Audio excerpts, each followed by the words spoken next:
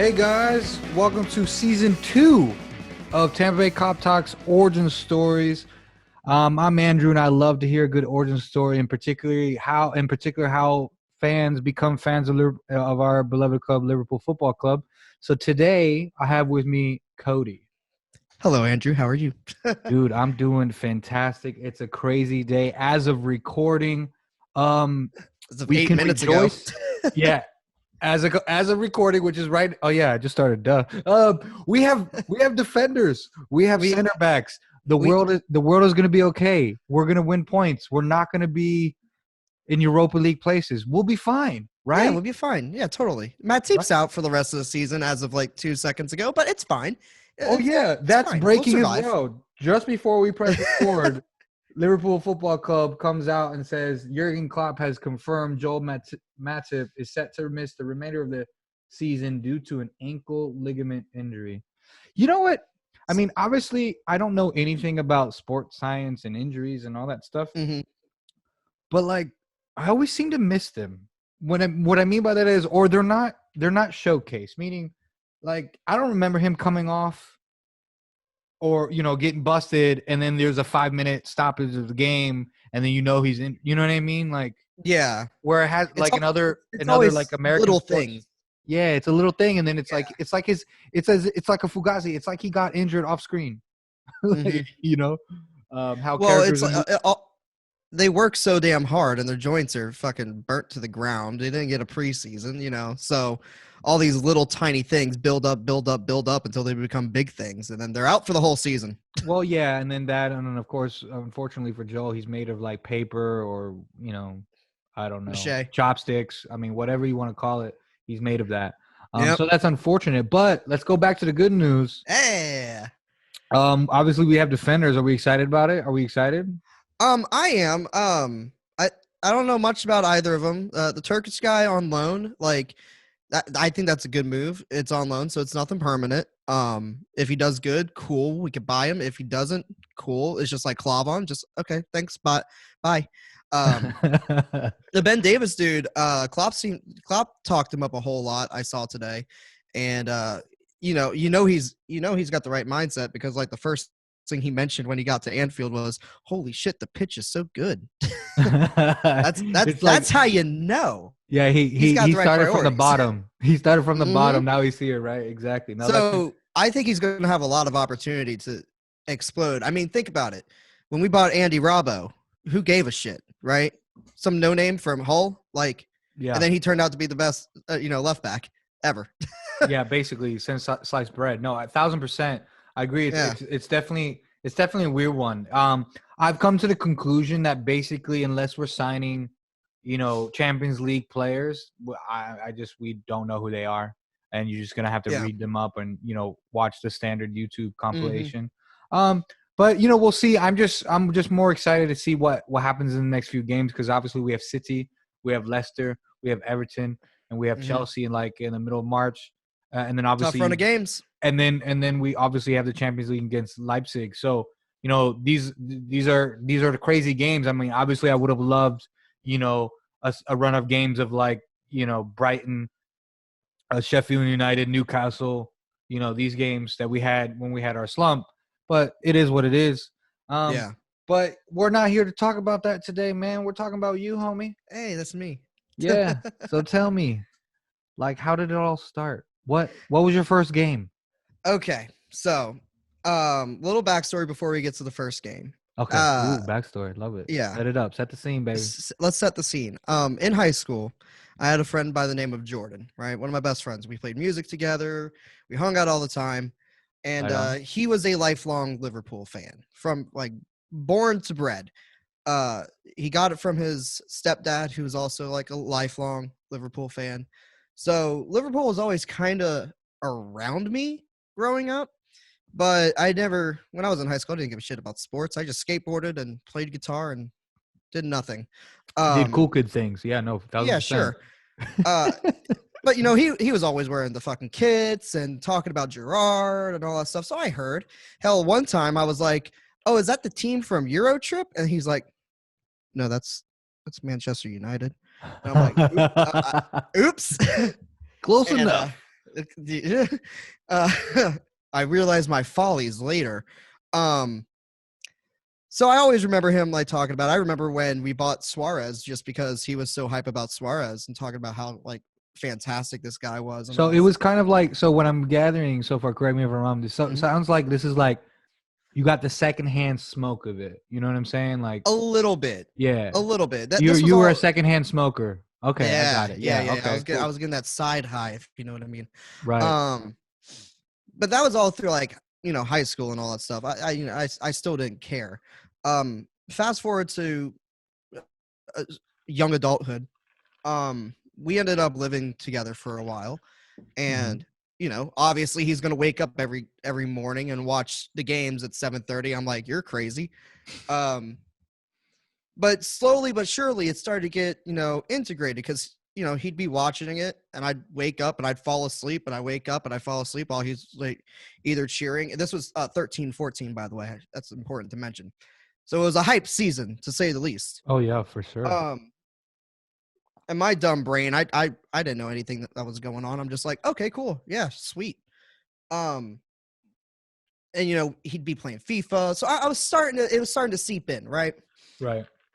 So the first game that I do like have a cognitive memory of was actually that Crystal Palace game, the one that the one that did it. The one that one.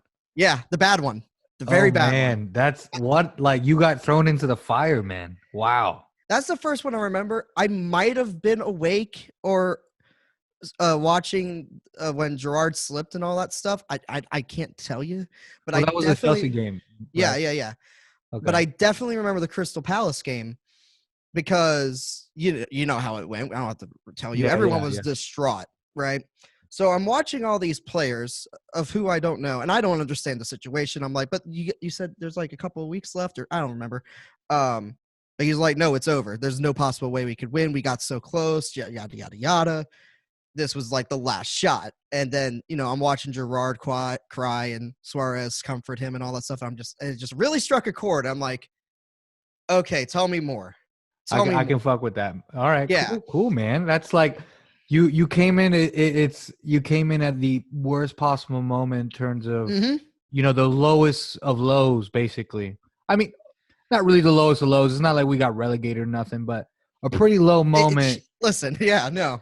I saw all the outpouring of emotion, and that was really what struck a chord with me to see, because like I'm originally from New Orleans, so like you're born a Saints fan. There's no getting around that, right? And the Saints for a very long time before Drew Brees was around, terrible. Yeah. Drew Brees comes around, changes the game for them, and now he's gone again. Right. So like I know an underdog story, and I got explained how Liverpool European royalty, used to win all the time. He slowly explained the backstory of Liverpool, Sure. And so I'm just feeding into it. I'm like, yes, this is a great story. This is what great, atmosphere and all that stuff. So he tells me about all the good stuff. He shows me the comeback win in 2005, right. for, the Istanbul. Yeah. All that fun stuff. Shows me like how much Liverpool dominated back in the 80s and the 70s back in the day and all that stuff. It shows me all the good stuff. And then once I'm in that, the music. I got to mention the music. The music that this club has and the songs is just, I've yet to see it in other clubs, and that's not being biased. I look for it. Don't see it. Don't see the passion there. Yeah, don't see it. And that was really important to me. I was like, hell yeah, let's do a bop, yeah. Let's do a bop. All around the fields of Anfield Road, baby. Yeah, no, I was blown away because, in American sports, you don't have that kind of unity. These people in the stands, they don't have the comprehension to sing a whole song together. Yeah, it's like, let alone 5 or 6. Yeah, you chant like 2 words, I think, back to back or something. No, you just sing the chorus for Seven Nation Army 1,000 times. Oh yeah, there's that. Yeah. Or you do the wave. Yeah, the Mexican wave. Yeah. No, but you're the music. I mean, obviously, you're someone who plays music and stuff. It makes sense that that would be such a draw for you. Yeah. Mm-hmm. One of the main things I remember was watching. There's an old clip. I think it was after Istanbul happened and all that stuff. Well, I mean, obviously, because that's the whole point of the video. But it's narrated by Sean Connery, and he's singing the lyrics to "All My Life" by the Beatles, and then the song plays and all that stuff while the clips of the comeback happens and everything. I was like, ooh, I like that. I like that a lot. You can't go wrong with the Connery. No, you can't. R.I.P. No. King. Yeah, R.I.P. That's right. So I'm getting all the good stuff, right? And he goes, "All right, you feeling good now?" I'm like, "Yeah, I think it's pretty cool." He's like, "All right, well, now it's time to get sad." And that's when he explained Hillsborough to me, and I'm like, "Oh yeah, that's tough. Yeah. Oh no, yeah. Oh no, now I'm really invested." Because that blew my mind. And also, it blew my mind that I'd been living for 25 years at the time and never heard about it. And I'm like, that happened 2 years before I was born. What the heck? So, So he showed me all that stuff, and then I was just like, okay, I'm about it. Start telling me everything. And so that summer was the World Cup, the 2014 World Cup. Right. So that's when I learned the rules of the game and how the game was played. I only paid attention to the games that Liverpool players were playing in. And I still do that to this day. I don't care about anyone else. Right. And then that summer, Liverpool was playing Man U in Miami for preseason. And I pawned off an amp so I could have gas money to get down there. And we went. His parents bought us tickets for his birthday. And I've at least seen Liverpool play in some capacity once live. I got to see Gerrard score a penalty on my side once. Granted, the game ended 1-1 and it was preseason, so who cares? But it was still pretty dang cool. Yeah, I'm assuming they did. I'm assuming they did. You Never Walk Alone before the game as well, or not?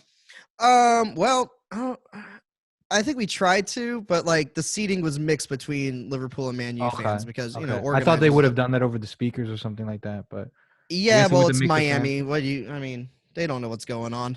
Mm-hmm. Yeah. Right. But that's awesome. You bought an amp. Hey man, it sounds like similar to I'm sure the stories you've heard of other Liverpool fans traveling across Europe hitchhiking. Mm-hmm. I know some. I've heard of some people hitchhiking to get to Basel for the Europa League final. Yeah. So I mean, hey man, it's a long line of you're in the same boat as all those other people, man. So that's fantastic. That's really cool. Yep. As soon as I saw that penalty go in and I felt it for realsies and all that stuff, I was like, I'm hooked. It was not virtual anymore. It was for realsies. Yep, it was for realsies. I was like, hook, line, and sinker. I am a Liverpool fan now. And then we got to watch the 14-15 season happen, and yikes. 1,000%. Yeah. I was working for Pepsi at the time, doing merchandiser stuff. So, I was at all the grocery stores putting things on shelves and everything. And I'd be listening to the games and all that stuff on talk radio or whatever, talk sport. And I remember that 6-1 loss of Gerrard's final game. Oof. Oh my God. I was just sitting in the back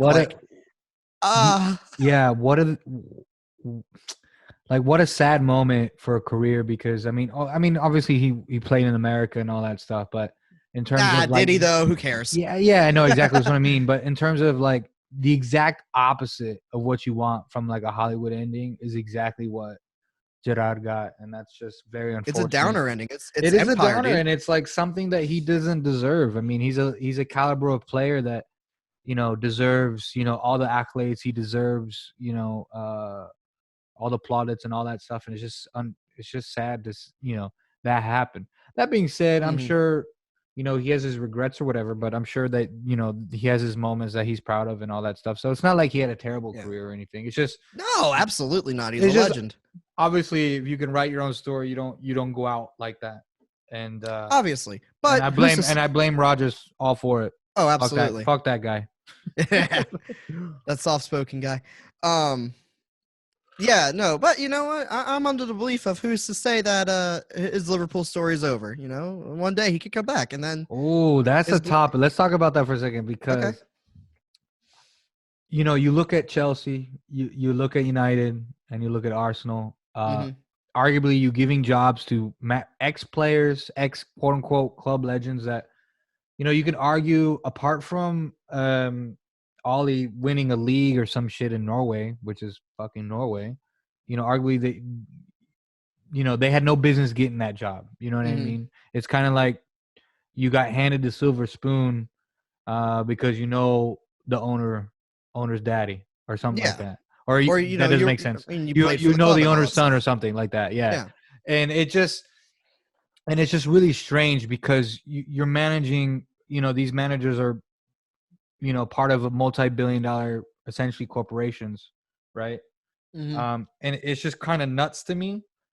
And I'm all of the opinion. Basically, what I'm trying to get at is I'm the opinion that like you don't have to be a great player to be a great coach, and just because you were a great player doesn't mean you're a great coach and all that Exactly. stuff. I mean, you look at Mourinho, he wasn't a player. He didn't have a playing career. You know what I mean?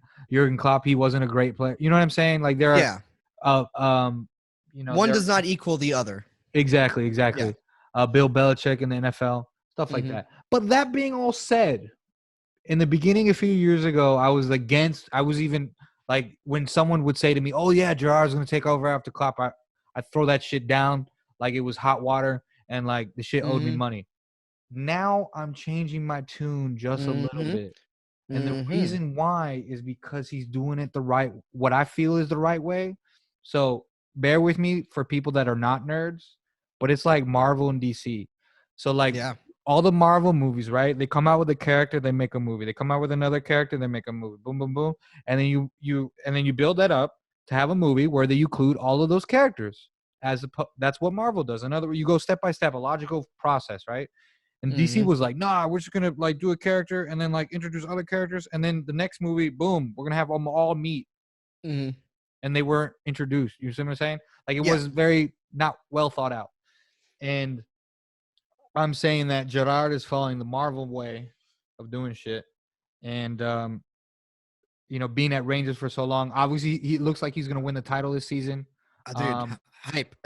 Hype, baby. And I would say he stays there a couple more years and does it again. And maybe he does it to the point where he does it with like a second team, so to speak. Because if you look at us, we're on the verge of getting our second team, of going through that transition. Cities, Fraudiola is going through that now where, you know, he had his original team. He's gotten some people out, companies left and so on. And he's getting new blood in. Silva's left, you know. Aguero's a perpetually injured. But you see my point. It's like it's okay to do it once with your first team, so to speak. But then you gotta rebuild and do it again. Yeah, consistency is key. Yeah. And that's gonna show whether he can, because obviously it's a Scottish league. You can talk about the Scottish league or whatever, it's not up to par. But the point is like they're transferable skills, is what I'm trying to say. Like if you do it in that league, surely you have the transferable skill, the mindset, the knowledge to do it in this league. I just don't know because I haven't watched any games with him, so I don't know how he plays tactically. I suppose that's a quick Google search. But yeah, man, I'm not for it, but I'm like more maybe. Yeah. I mean, I don't think he's going to take I wouldn't think that they would sign him like right after Klopp. I think we'd get someone in between Klopp and him.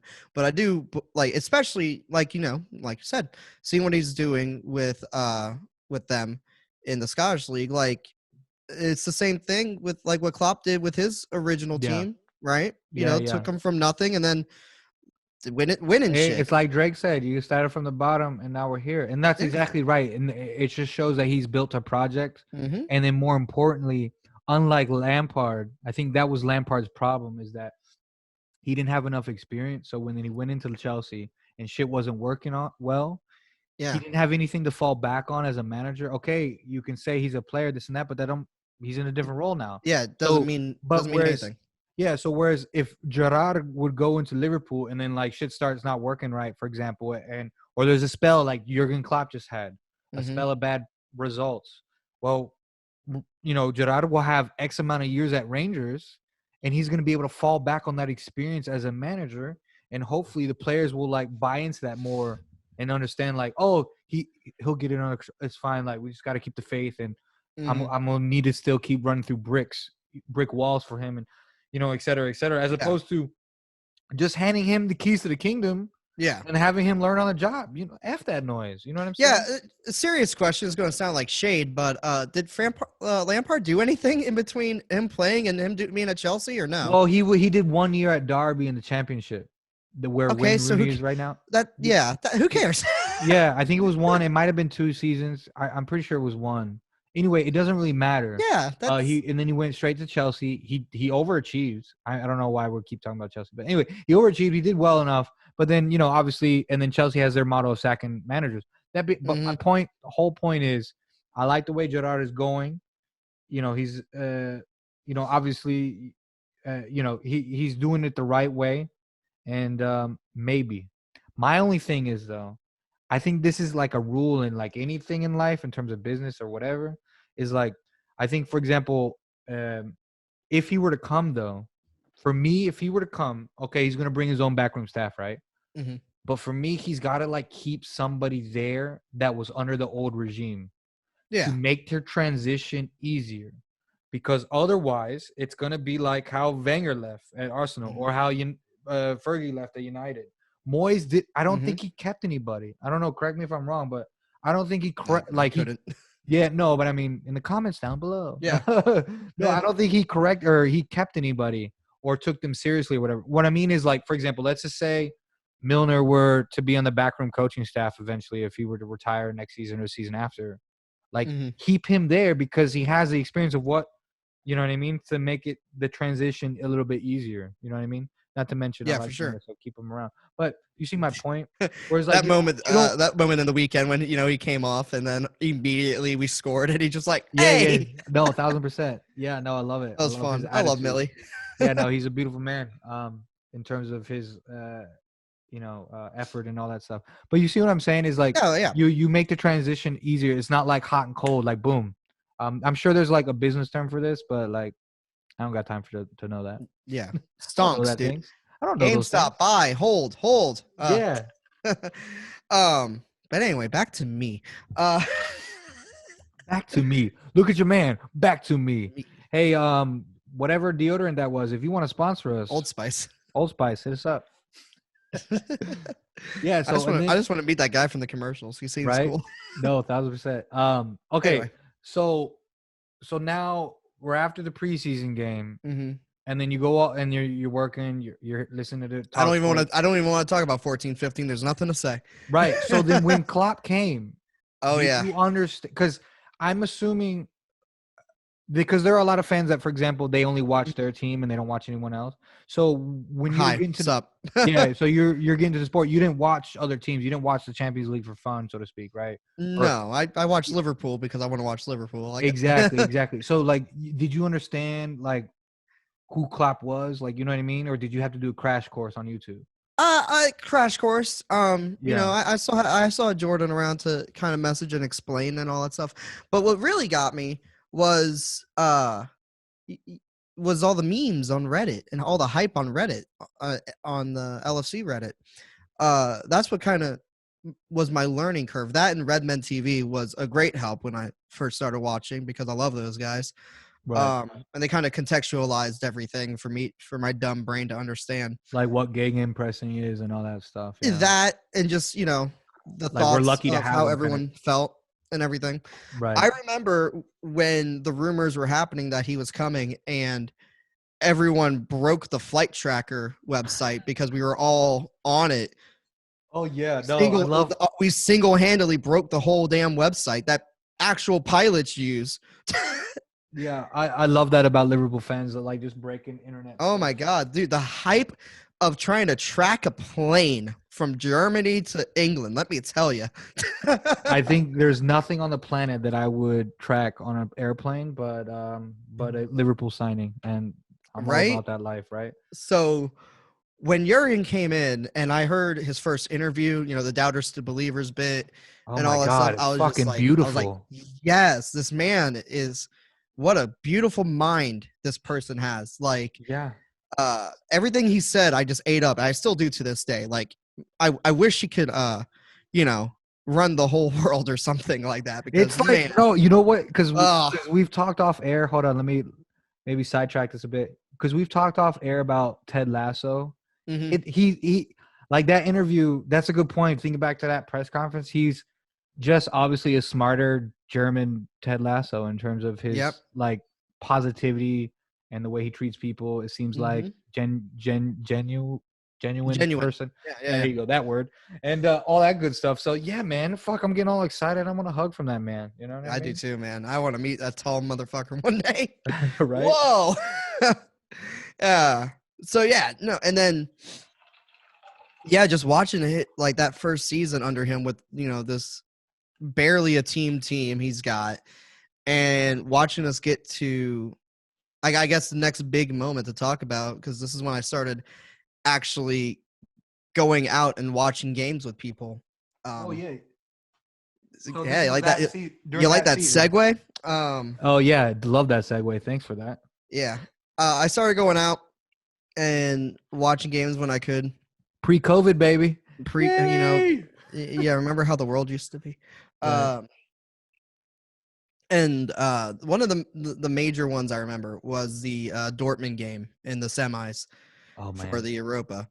And I was at Fort Greens Fields because that's where we used to meet back then. Probably, Jordan, I think, was there that day. Jordan that we know. And probably David and all that. They were all probably there. I didn't know him yet, though. That was my first comeback game. That was the first like super hype, like holy, this is what we're Liverpool gonna do does. This is what I was taught. This is how we used to be. This is amazing. This is awesome. What was it? Lovren that got the last goal that put us in. Like I lost my mind, dude. Lost it. Just what, dude? I could still see it in my head. Him just go running through towards the crowds and just like, dude. Awesome. One of my favorite moments. Lovren's not exactly a cult hero, so to speak, but like, he will always have a little place in my heart for that game. Yeah, no, I know. And my bloodied hand feels the same way. Yeah. I celebrated and I hit something on the wall, banging on it, and then my hand just started bleeding, and I was like, I got a tetanus shot, baby. I'm good. No F's are given. But that's so funny. So so talk about that a little bit. So that's this first season you started going out and meeting people, and how did that work out for you? Because obviously, from American sports, it's like everyone loves to like watch from home, from the comfort of their home and a big TV, or they go to a sports bar with wings or whatever, right? So was that something like that was a weird thing for you to like be around other fans, and if not, like what were your takeaways from it? Right. It was cool. It was suddenly it's not just, me and one other person, it's a community. And I can, everyone's feeling the same thing, everyone's rooting for the same thing. And that was like, one of the first times that I really felt like that energy that we all have when we're watching the game and something massive happens, Yeah. I listen, as someone who likes to perform, I feed off of the energy of the crowd and all that stuff. So all that just culminated into like, I was like, yeah, I should be coming out to these things more often. I should stop being antisocial, damn it. But I think it still took a little while for me to still coming out. Cause I know Fort Greens went away after that season. Cause I went back at the beginning of the next season. And we weren't there anymore. So I remember what really started me going out was the final against Real. Because that was the first event at London Heights, RIP. RIP London Heights. That was really the first moment that, because I mean, I don't know if I'm assuming you had gone there during the season, but just not every time, or what? No, because I think that's the first event they had at London Heights was the final. Okay. Yeah, I wasn't in Tampa during that time, so I have no idea. But yeah, because before they were at Pokies. Okay. And I don't like Pokies. I'm short. The TVs are too high. TVs are too high, man. It happens. I get it. And the atmosphere was just, it wasn't like how it was in London Heights. It's all I'm saying. Anywho, but that day, you know, fucking, I've never seen so many Liverpool fans in one place at that time. It was like a comic book convention for Liverpool fans. Yeah, and even though the game happened the way it was, still like the beforehand with the bands playing, everyone's fucking hype. We're all singing, you know, all the songs and all that stuff. And I brought my piercer with me because he was off that day. I was just like, hey, you want to come hang out at the bar? And he was just like, he had no idea what the hell was going on. He was just blown away. Can you imagine? Yeah. Oh, dude. Yeah. It was like being at the hypest concert you could be at during the day for football. But that game being there, I was like, okay, if they're back at this place next season, I am gonna make it a point to come to as many games as possible. I will change my schedule around. I want to be more involved, and that's what I did.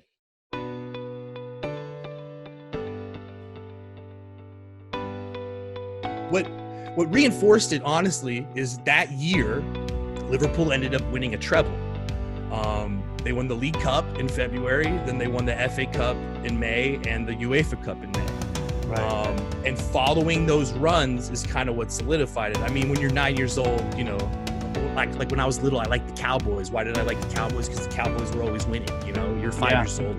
When you're a kid, it makes no sense. You're just like it's a standard base instinct, unfortunately. Yeah. You have no logic. I just, these cool guys in red that I like, that I just started watching with the kids playing, are winning things. So that's pretty cool. And they win the treble. And I remember like coming into school on one of the last few days with like the paper clipping of like Michael Owen from the UEFA Cup, like doing their goalkeeper and scoring a goal and like showing it to everyone like, yeah, that's right, Liverpool won or whatever, you know? Right. And so that like solidified it, but then what really solidified it is when I went to Anfield next year. Okay, so tell us, so how old are you then? What, 11? 10 or 11. I must have been 10 years old. Probably still 10. How Daddy set that up for you on your birthday? So here's what happens, right? Like I told you, the guy that my dad shadowed with was a Chelsea fan, got me a Chelsea kit. It just didn't work out. Right. But, you know, obviously there's cooler talk going on at the office. My dad's the boss here, basically. So everyone's, you know, talking to him. And he's telling these people that he works with, like, oh, my son's getting into Liverpool. We watched, he begged me to stay up to watch the UEFA Cup last night, and it went to extra time. And he worked with two guys that had season tickets on the Cup at Anfield. What? They were like, you know, like any proper Liverpool fan, like realizing, oh, wait, we have a chance to steal one here and take over his soul for the rest of his life. They were like, yo, you need to take him to Anfield. And more importantly than that, you need to go sit on the Kop with him at Anfield.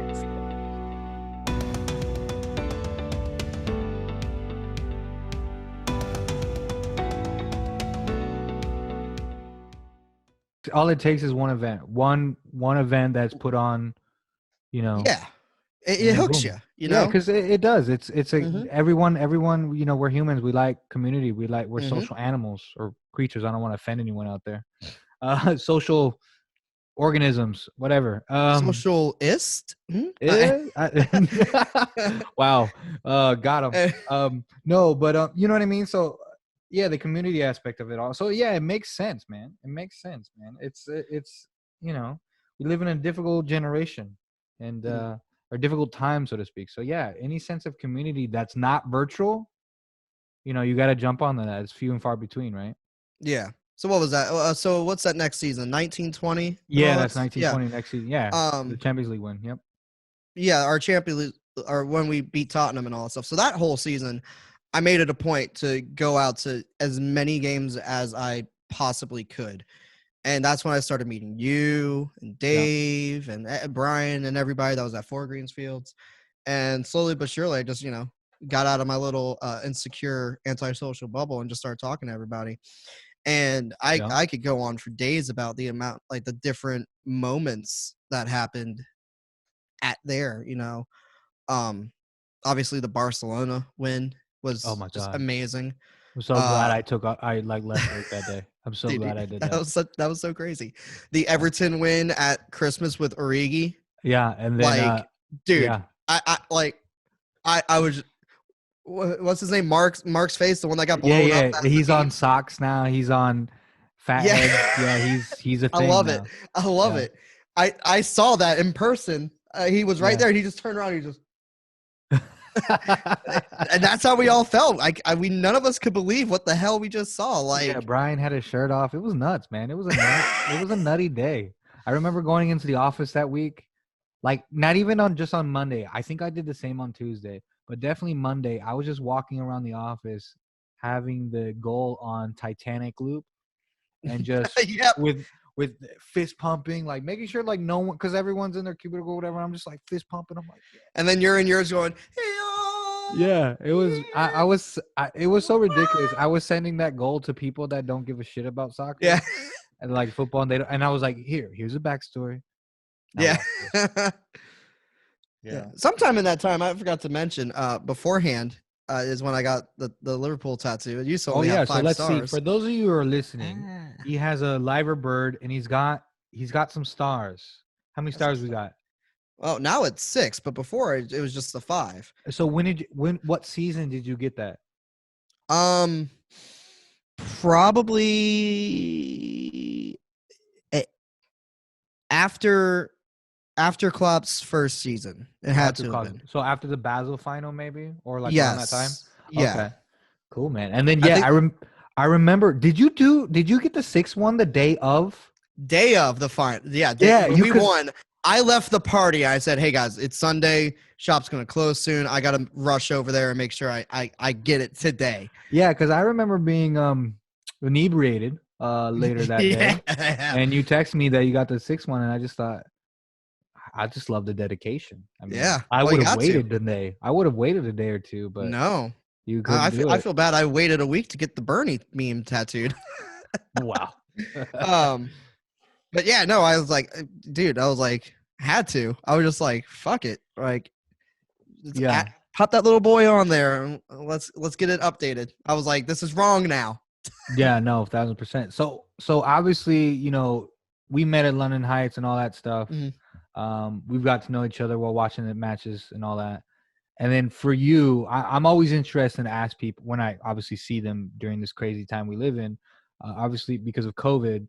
How's that been for you in terms of the lack of community and so on? Because I remember seeing, obviously we saw a lot more people at London Heights then than we do now. And, whether, you're best friends with the people that you see or not, it's still nice to have.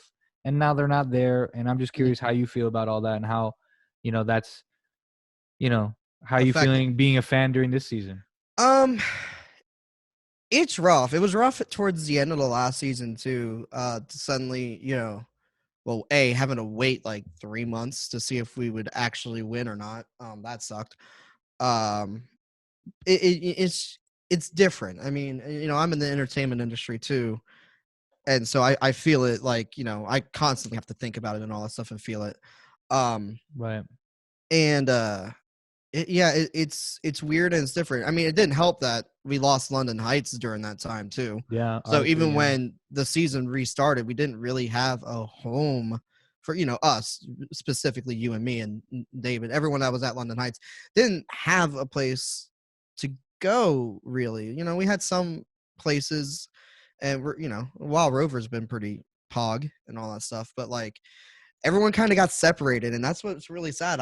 Even when I do go out and like we hang out and we were watching games, I don't see anyone else anymore. Last time I saw most of the people I know was at the event that we did and everything. Right. So that it just sucks, but that's it's the way the world is right now, and until everything gets better, I mean, what are you going to do? You just kind of have to suck it up and deal with it, Well, I couldn't say it better myself, really. Yeah. I mean, it's just unfortunate that it's just the way it is. And like, I respect people's, everyone has a different attitude towards the situation, and that's fine. But at the end of the day, you have to come to terms with reality. Mm-hmm. And unfortunately, this reality isn't as cool as the previous reality. that's my high school way to describe it. Used to be. Huh? Say again? I miss the way things used to be. Like, look at the game. Look at the highlights happening behind me. Remember those times when we could where we could like yell at each other, and jump on people and. Oh, dude, the hype. Like that's, I mean, Yeah, for those that was listening, great. like he has Liverpool highlights perpetually on in the background, and you're just looking at these goals against City, for example, from Mo and whoever, and it's I miss just Sturridge. oh look, there's Sturridge, and it's just fantastic to see it and like just remember when we could celebrate and yell and scream and possibly spit on someone. Those were the days, man. Those Yeah, were I the miss days. spitting on people every day. Hey, I'm just saying it happens. It happens to the best of us. I'm just saying I probably did it. Who knows? I remember I took off my last season against United. Salah scores that second goal, running down the whole field and Allison and all that. I took my shirt off. I no idea why. Yeah, I was there. Yeah, it just what I want to do that again without like endangering other people's lives. But I miss those times when but that being something said, major would though, happen and we lose our heads at yeah, exactly. it That's was because that's crazy. and let's talk about this though, real quick. Okay. Hold on. Let me rewind back to that in a second. But at the same time, given COVID, the OLFC did put on an event against City in November that you were a part of, and I know the board is really thankful for that. That we did in a safe way. I'm assuming no one got COVID because I didn't hear anything about it, so that's good. I mean, we did it safely and so on. So there are ways to do this, and then obviously Tampa Bay Cop Talk. We've done a few events now, and we believe we've done it in a safe way, and we've raised money for charity, raised food, and things like this. So. There are ways to do it but again, it's just not the same. It's like it's like the center backs we got recently. Mm-hmm. They are stopgaps. It's a band-aid. It's not necessarily a solution. There you go. It's a band-aid, not necessarily the cure. And however, from the defender's perspective, let's hope they that's like some like titanium. I hope this band-aid. I hope this band-aid has rocket power on it. And, some Pokemon in it, like just a mixed bag of 90s band-aids, you know what I mean? Yeah, no, exactly. No, but in terms of the point we were talking about earlier is like, the whole reason why we're fans is because of the goals, the celebrations, the community involved with it. And a lot of fans that are a little older, I would say, that grew up watching the 80s and the 90s, maybe in the 70s even. A lot of them think that, forget COVID for a second, that think that VAR is killing the game. You're killing you heard Mo on the weekend say, like, he doesn't like VAR. He thinks it kills the game, blah, blah, blah. A number of other players have said the same thing. What are your thoughts about VAR and how you enjoy the matches? It's a very interesting thing. Like, because on one hand, how many times before VAR was implemented did we see, BS happen towards us where we're like, yeah, obviously that was offsides, or hey, that was a penalty. Why aren't they stopping it and all that stuff? So it's like, to me, it's like a necessary evil. Right. Like something like this had to be implemented eventually. Like we have the technology for it. Why the hell not? But it's kind of like the last administration with the COVID crisis. They're kind of just fumbling every chance that they get. Like, you know what I mean? Like, because now so many times are we seeing VAR calls come back, and it's just like, yeah, he was a millimeter, a nut hair off sides. Why are we stopping for that? Right. There's no point. There's no reason. And then other times it's like, oh, hey, he karate kicked him mid-air. That's not a penalty? We're not going to look at it? Okay, cool. Neat. Great system, guys. Or that's not a red card. Yeah, and then let's retroactively apologize for our mistake months later. And there's no accountability for when they get things wrong. Or, if they have a bias and they, don't call things the way they should. It's like, but now you have a TV showing you specifically the thing that happened. Yeah, it's more secure. Once again, it's a good idea, but humans have just made it flawed. Okay, so you're for it, but it's got to be done. It's got to be tweaked a bit better, like in terms of the implementation, like the humans behind it. Like they just need to get better talent. Maybe is that what you're thinking? Better talent, or just better rules about it. Like figure your stuff out. Like it's not like this is the only sport in the world that has like replays and calling stuff back. You know, it happens every 5 seconds in football. You know, Right, American football. Yeah. No, 1,000%. That's interesting because I think, I mean, it's the biggest issue with it is that it does slow down the game. It slows down the pace. You know, you can't celebrate a goal anymore because half the times it's going to get called back for no reason. So it's like, hey, I scored. Yay. Okay, let's wait. We good? We good? Okay, cool. Oh, guess I didn't score. You know, so that it's annoying. I don't know how you fix it, you know? So, and if we did know, we wouldn't be on this podcast. We'd probably be making the monies. Buku bucks. Yeah. So like, I don't know. Maybe it's because, you know, I'm a relatively newer fan and all that stuff. I get the idea behind it. I hate the way it's implemented. I mean, I hate that there's no accountability. I hate that there's no way that you could challenge it, you know. Oh, that's an interesting point. But then right? Like even in NFL, you could throw a challenge flag if you don't buy what they're selling.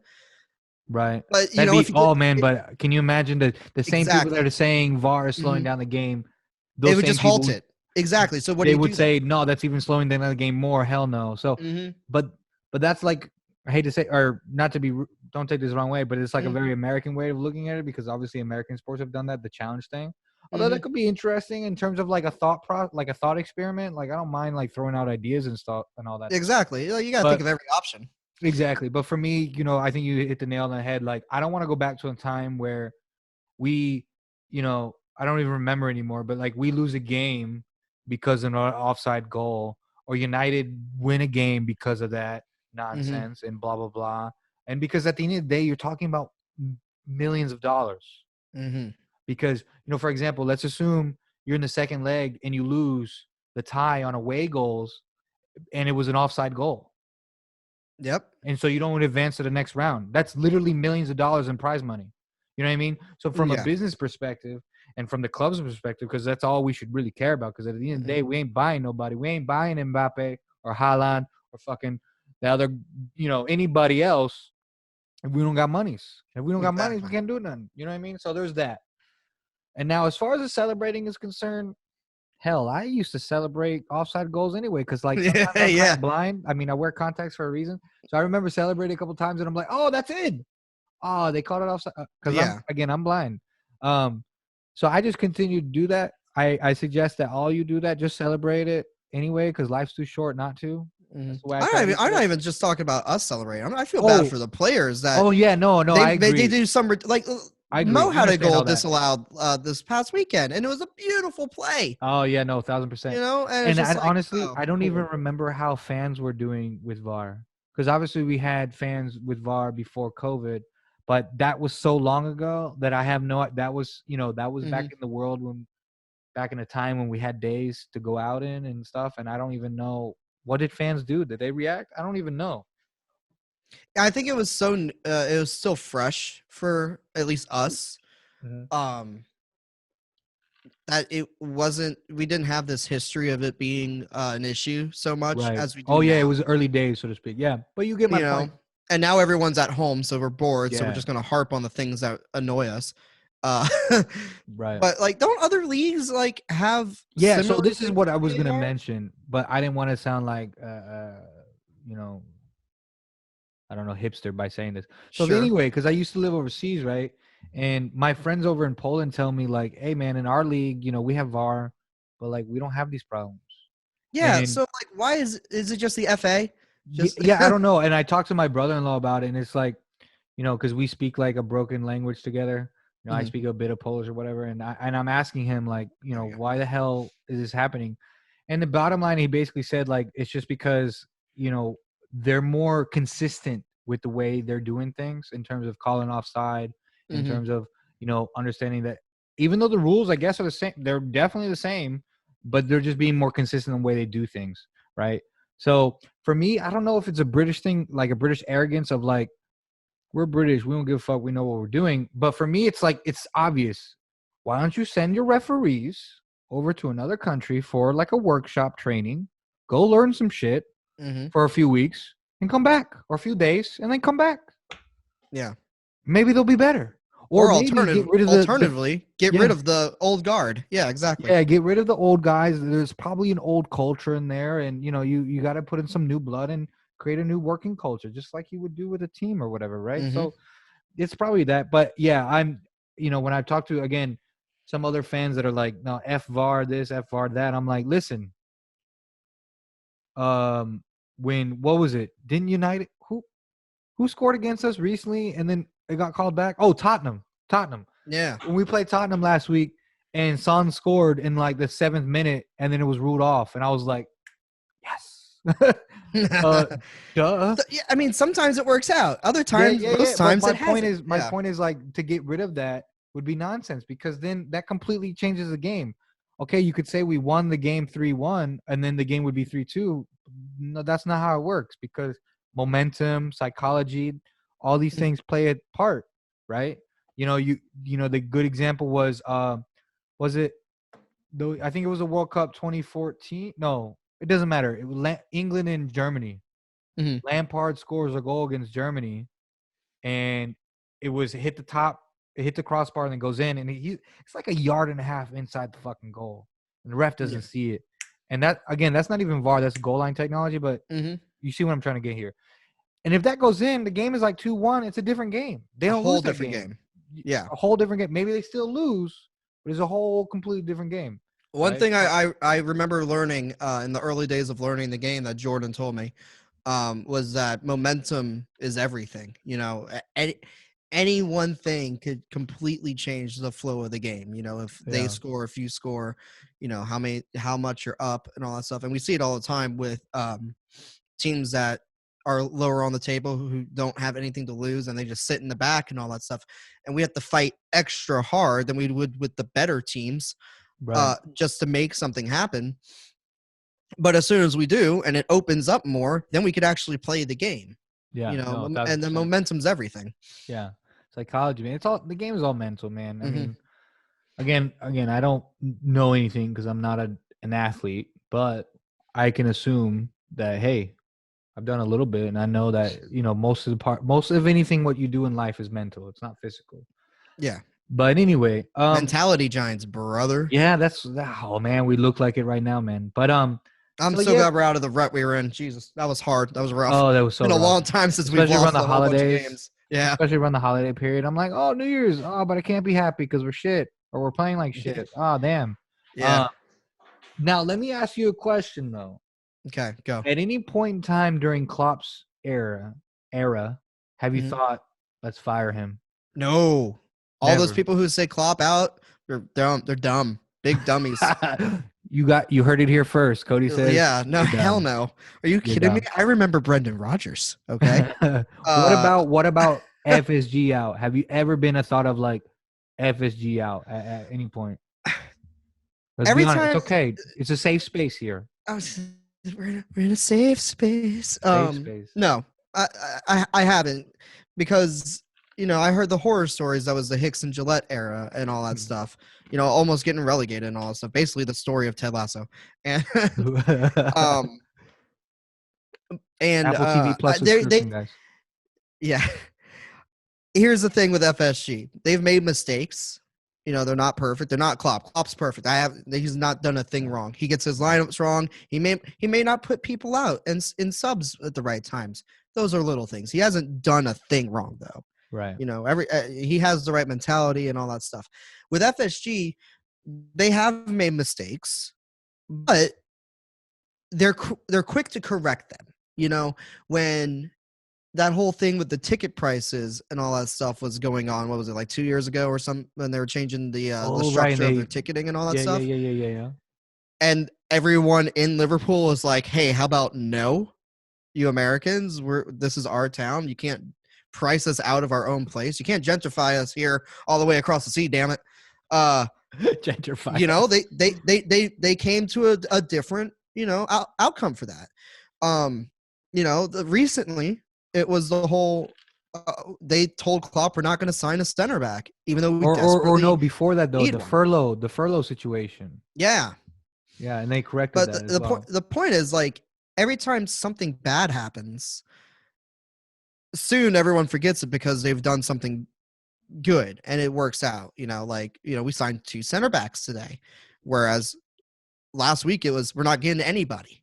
Oh no, I was very adamant from day one that we were not getting anybody. I thought I was telling people, and I think I even said it on the show. I was like, "Yo, we just don't got the money, or if we do have the money, we're saving it." And that's essentially what we've done because we've only paid like $2 million. We paid $1.5 million for Preston, for Davies, whatever his name is, and then $500,000 or $1 million for whatever for the Turkish kid. Yeah. So yeah, we ain't paying monies. We don't got no monies, right? Or we're being frugal, and that's all about that life. But yeah, but the thing is now they have a history of buying these players like Andy Robbo or somebody who no one knows or cares about, but it's the right move. It turns out, Yeah. Analytics, math, science, things happen. They know what they're doing. And then when you have a world-class manager and a world-class staff around amazing players, those players will improve. And if, for example, Davis, the guy we got from Preston, if he doesn't work out, maybe we sell him for £8 million. Maybe we sell him for 10. Now he has Premier League experience. He has, last time I checked, that's like a 500% profit. That's monies. For how many other people have we gotten and stolen for a markup price? No, and then sold them. Right. Okay. But and then we sell them for a markup price that's rivals the GameStop price right now. Right, GameStop. Hold. Yeah. So anyway, but yeah, no, it's fantastic to see. Good point. I was just curious because I've never personally met someone that has said that they are Klopp out or FSG out. And I just don't know if it's like a fake Twitter thing or is it real? No, I'm sure there's morons out there. It's a bunch of bandwagon fans who didn't come in when we sucked, and they only know the glory. So as soon as we have a run of bad games, the damn Titanic's sinking, Cody, you're talking too much sense, man. Listen. People can't deal with that shit. People can't deal with sense. Listen, I never can deal with sense. I'm always fucking emotional and on the edge and freaking out. Yeah, the point is you got to have faith, You gotta have faith, man. We matter, but we don't matter in the grand scheme of things. Nothing. They're gonna make the decisions whether we like them or not. Right. We just have to hope and pray that they're making the right ones. It's kind of like the government. We can say all the things we want to happen and all the things that we think can fix it. All we can do is elect the people and then hope that they follow through on those promises. Right. But at the end of the day, you never walk alone, brother. Right. No. We're all in it together. No, for sure. Klopp has a lot of pull because he's proven himself time and time again to know exactly what he's doing. So yeah, all the people who say Klopp out, who cares? Yeah. Okay. Get out of here. I'm just making sure. I was trying to I didn't want to put you on a spot or nothing, but I'm always curious to see, it's like meeting a flat earther. I want to meet one day. I've never met one. They're like unicorns. You know what I mean? Oh, I have. You don't want to meet them. We'll talk that off. Well, I'll have to ask you about that off air, but that's hilarious.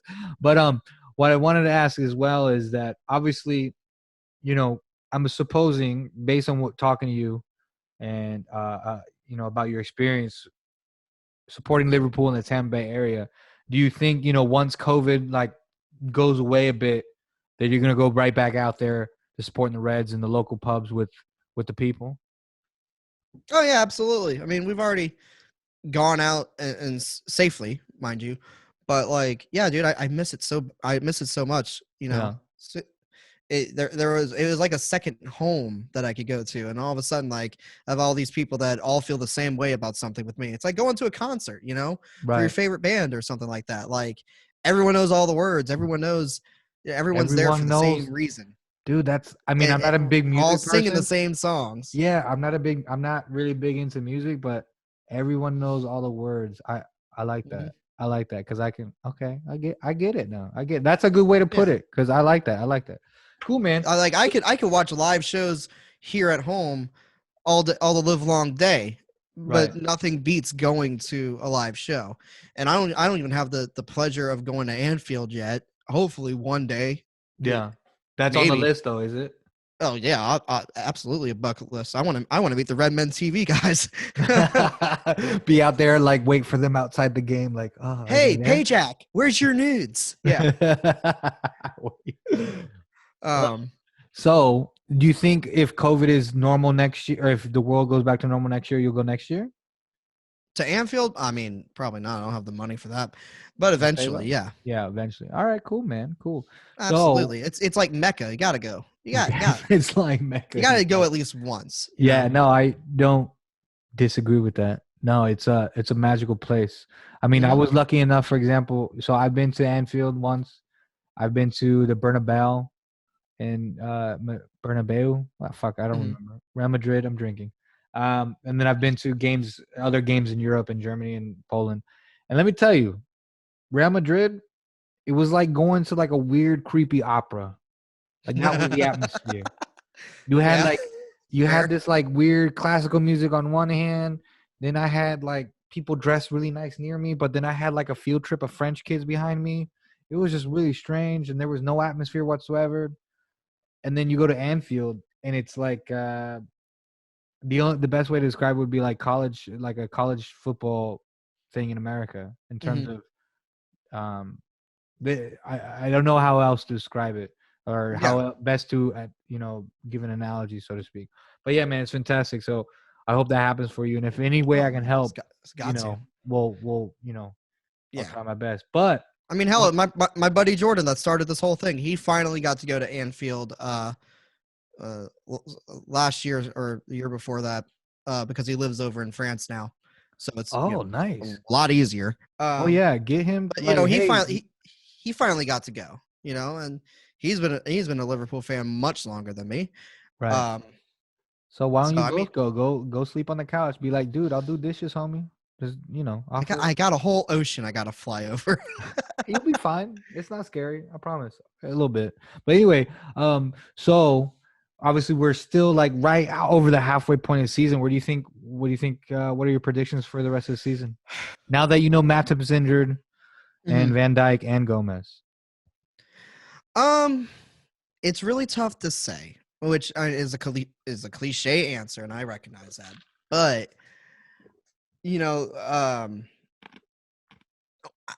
it's really hard.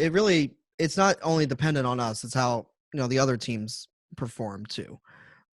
We've been wrecked with injuries. It's we are at like 21 different center back pairings this season, and now we have 2 more, so that number's only going to go up. Yeah, we have 12 different ones in 21 games. Something like that. Sure. Yeah. Something ridiculous. But through it all, we're still sitting at 3rd right now. There's still, it's only February. There's still a whole rest of the season to go. Anything can happen.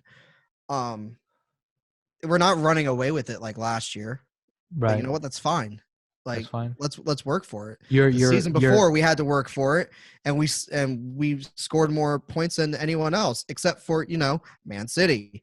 Right. So like, I think this season everyone's kind of dealing. Well, not as much as us, but everyone's dealing with injuries and not being able to properly prepare and all that jazz. So we're all kind of like on a more even playing field, I feel like.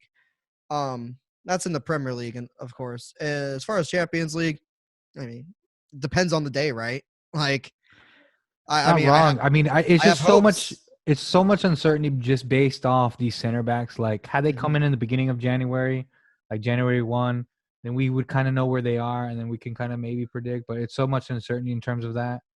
So it's hard to say because obviously, if we concede, then we won't win. It's just as simple as that. Yeah. But all right. But if I had to like, if I gave you $100, to bet, where do we finish at the end of the season? Where are we finishing in the table?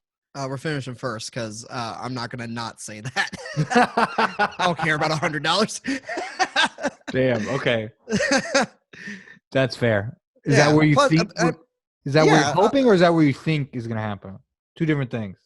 Oh well, obviously you're hoping for first, right? Obviously, I'm hoping for first. What kind of fan would I be if I didn't hope to win it all? But I mean, we're not that far away. We're only 4 points behind City right now. Like, City has a game in hand, so it's like okay, 7. that's fine.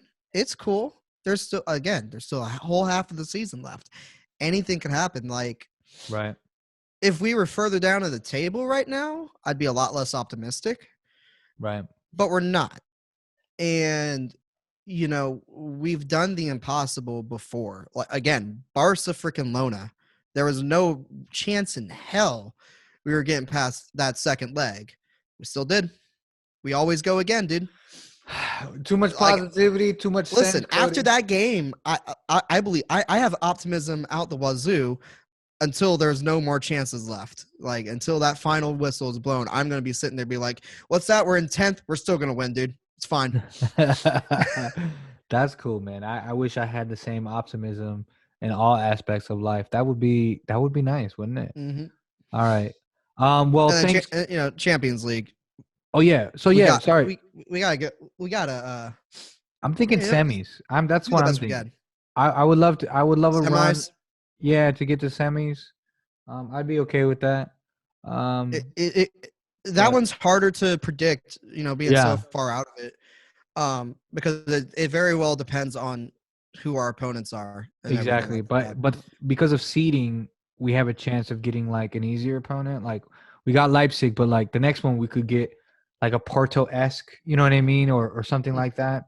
So we'll see. But anyway, Cody, let's wrap this up. I appreciate you coming out. Thanks for having me. We've been talking about this for a while now. Yeah, it's just we finally got to do it. I'm glad you're the first one on season 2. I didn't even know we had seasons. Well, I guess they are there now. Hell yeah.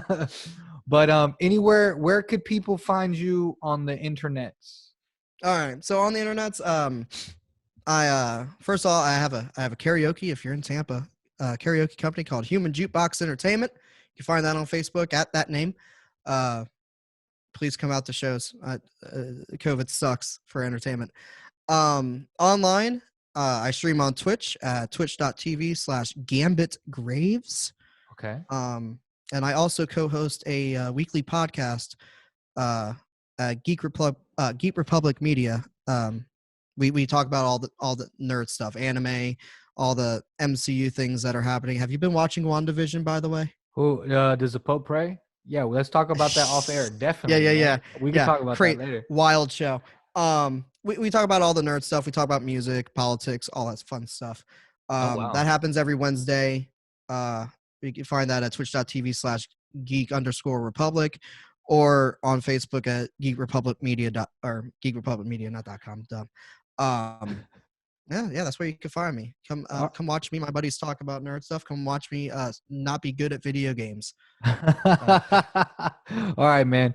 All right, thanks, Cody, and thanks everyone, and have a blessed day or night. Yay. Bye. Bye.